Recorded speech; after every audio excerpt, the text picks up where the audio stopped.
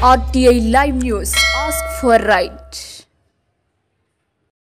క్షయవ్యాధి నివారణకు ప్రతి ఒక్కరూ కృషి చేయాలని Bhishmaraj foundation chairman doctor K Raj Kumar Reddy సూచించారు. ప్రపంచ క్షయవ్యాధి దినోత్సవం సందర్భంగా నారాయణపేట జిల్లా వైద్య ఆరోగ్య కేంద్రంలో సోమవారం క్షయవ్యాధి రోగులకు వ్యాధి నివారణకు సంబంధించిన కిట్లను పంపిణీ చేశారు. ఈ సందర్భంగా రాజ్ కుమార్ రెడ్డి మాట్లాడుతూ క్షయవ్యాధి నివారణకు ప్రభుత్వంతో పాటు అందరూ కృషి చేయాలని అన్నారు. క్షయవ్యాధి బారిన పడిన వారు ఎప్పటికప్పుడు వైద్యుల సలహాలు తీసుకుంటూ వ్యాధి న్యాయమయ్యేలా జాగ్రత్తలు తీసుకోవాలని సూచించారు.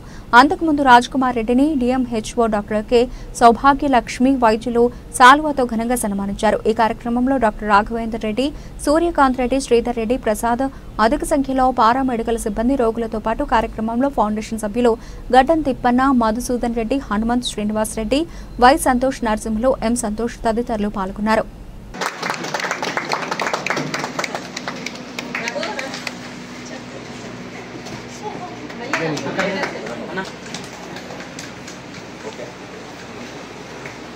చూడండి సార్.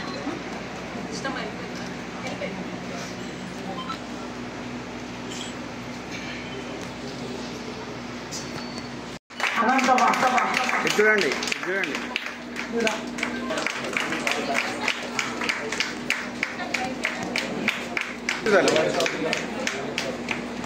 ఎండి బషీర్ రాజు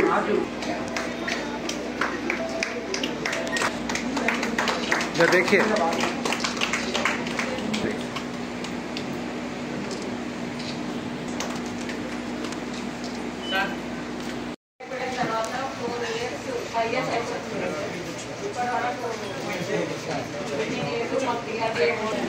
ఎందుకంటే మాకు వేరే ప్లేస్ లేదు, ఇక్కడ lecture hall. Thank you sir. అలాగే మీకు అందరూ తెలుసుంటుంది, కోటకొండలు కూడా సారు మనకు అక్కడ కూడా సపోర్ట్ చేస్తున్నారు. అలాగే మన డివైస్ ఆఫీస్ నుంచి కూడా మనం రిక్వెస్ట్ పెట్టాము. అంటే ఎంబీఎస్లో అంటే ఒక సేవ చేయాలి అంటే చేయాలనేది అనే ఒక దీంతో సార్ పనిచేస్తున్నారు.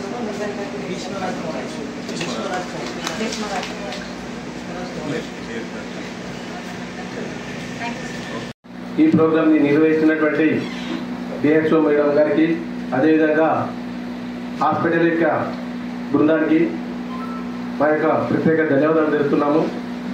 అయితే మేము గత కొన్ని రోజుల నుండి మా భీష్మరాజ్ ఫౌండేషన్ ద్వారా సేవలు కొనసాగిస్తున్నాము. తద్వారా మా దగ్గరికి సూర్యకాంత్ రెడ్డి అన్న గారు వచ్చి చెప్పినట్టు టీబీ పేషెంట్లకు ఇట్లా కిట్లు కావాలని చెప్పడం జరిగింది. ఇమ్మీడియట్లీ మా చైర్మన్ గారు అయినటువంటి రాజ్ కుమార్ రెడ్డి గారికి చెప్పడం జరిగింది. సరే చేద్దామని చెప్పిండు. ఆయన మంచి మనసుతో ఇది ఒకటే కాదు, గత కొన్ని రోజుల నుండి విద్య, వైద్యం, పేదరికం, గుడిలకు కూడా చాలా సేవలు చేస్తున్నాడు. ఇన్ ఫ్యూచర్లో కూడా చేయాలని ఆయన నిశ్చయించుకున్నాడు. కాబట్టి మా యొక్క మిత్ర బృందం 9697 బ్రాంచ్ గ్రౌండ్ స్కూల్ బృందం అందరికీ ఆయనకు అండగా ఉండి ముందు సేవల్ని విజయవంతం చేస్తామని కోరుకుంటున్నాం. ముగిస్తున్నాం.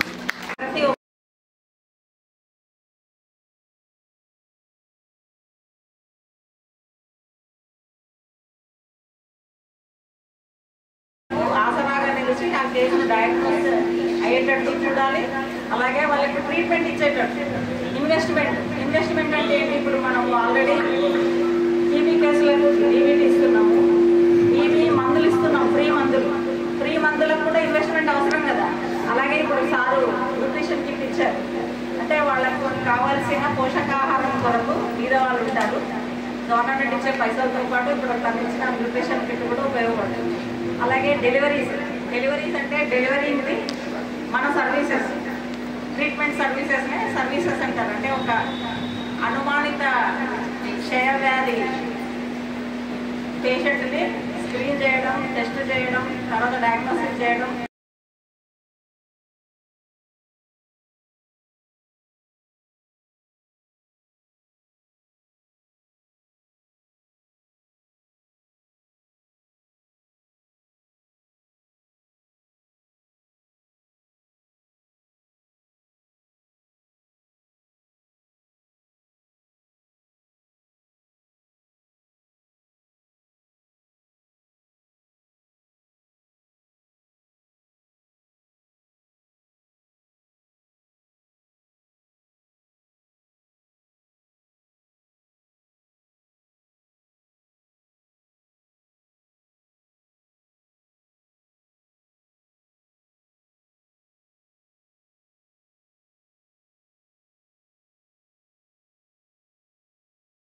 హెల్త్కి రావడానికి అవకాశం ఉంది.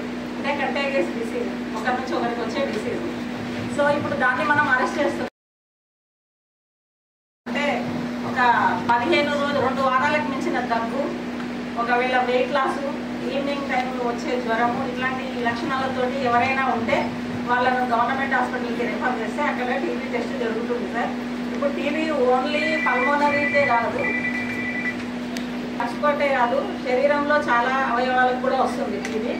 కాబట్టి ఇది మెయిన్గా ఎక్కడైతే పూర్ ఏరియా, అంటే వాళ్ళు పోషకాహార లోపం కావచ్చు, పేదరికం కావచ్చు, అయితే క్రౌడింగ్ ఉంటుంది కదా సార్. స్లమ్ ఏరియాలలో ఒక ఇంట్లోనే ఒక్కరు తీసుకోండి సార్.